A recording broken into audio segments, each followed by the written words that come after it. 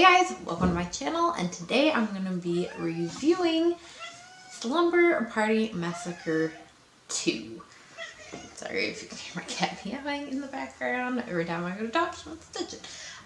So this is the second video in this new series I'm doing on my channel where I am reviewing films requested by my friends, fellow horror YouTubers. If you didn't see the first video, I did do The Descent as requested by Lee from Drumdom, so there will be a link to a playlist down below, so definitely check that out. I also, earlier on in the week, did review the first one, just because I hadn't seen that one, so I watched it and reviewed it.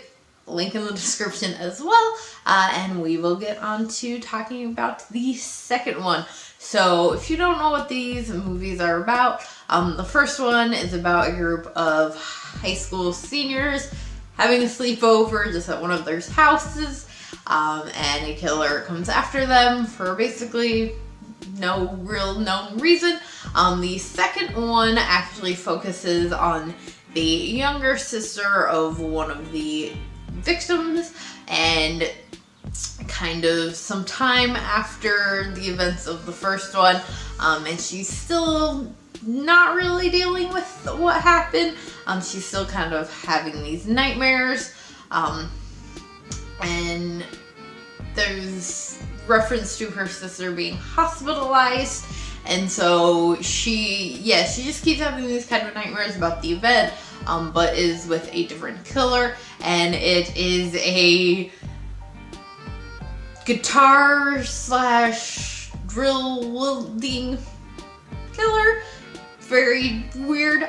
This movie definitely has a lot of music and focuses around that, which is something that I love. As someone who is also a huge music lover, I enjoy films that kind of work music into them. They even reference Rock and Roll High School in this film, so that was definitely something about the film that I really, really loved and enjoyed. But this movie is definitely very odd. The first film is very weird in its own way.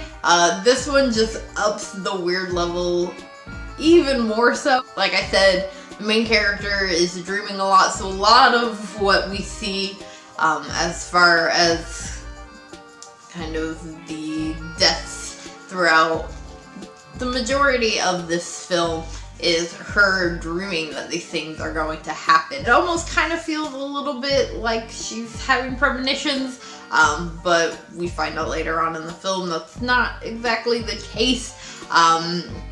And anyway, in the film, her and her friends go up to a friend's parents' condo, and for the weekend, and that is where kind of the main, I guess, massacre events take place.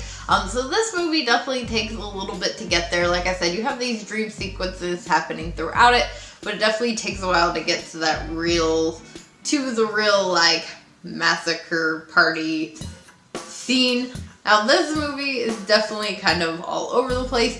The killer really doesn't make sense. Like I said, cool weapon, but just there's no reason behind what he's doing, which they kind of did it with the first one anyway as well.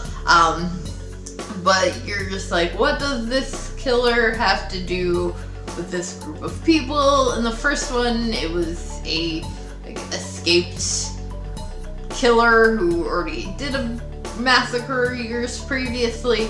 This one, you know nothing about this killer. You don't know why she's specifically dreaming about this. She and her group of friends, they are in a all-girl band, which is totally awesome, and I love that aspect of it as well. So I guess maybe that kind of has something to do with it. She's kind of combining this whole events that she's been through with her kind of current life and dreams.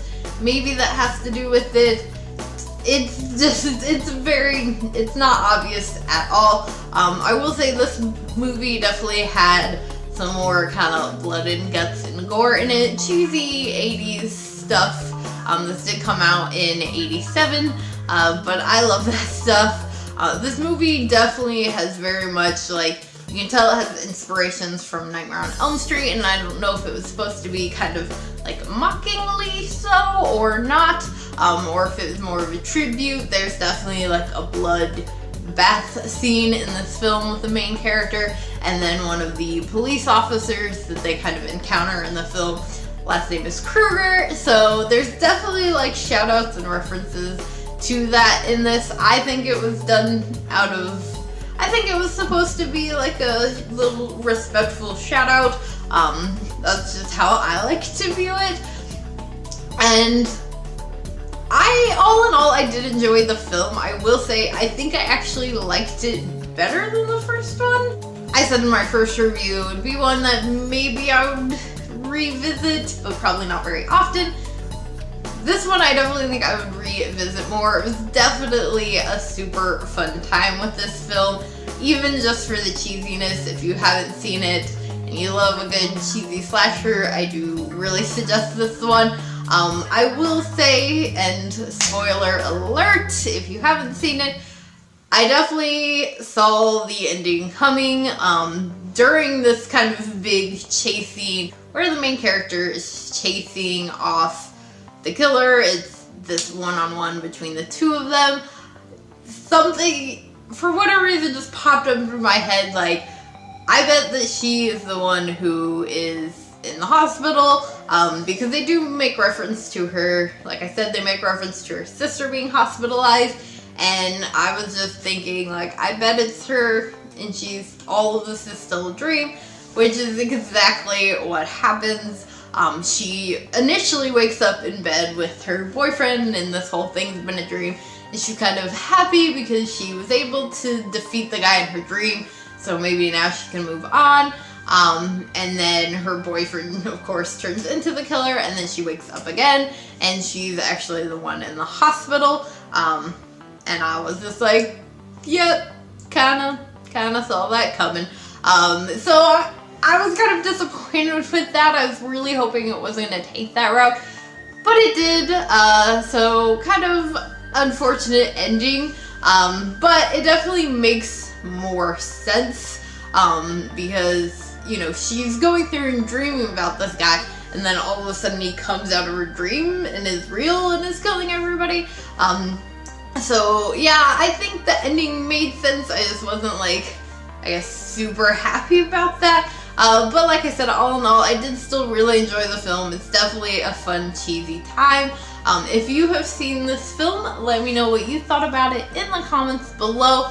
If you did enjoy this review, please do give it a big old thumbs up. Make sure you hit that subscribe button for more horror-related content. And before I go, I want to give a quick shout out to my Patreons. Thank you guys so much for helping to contribute to the channel.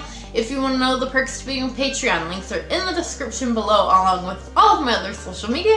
And I'll see you guys later with another video.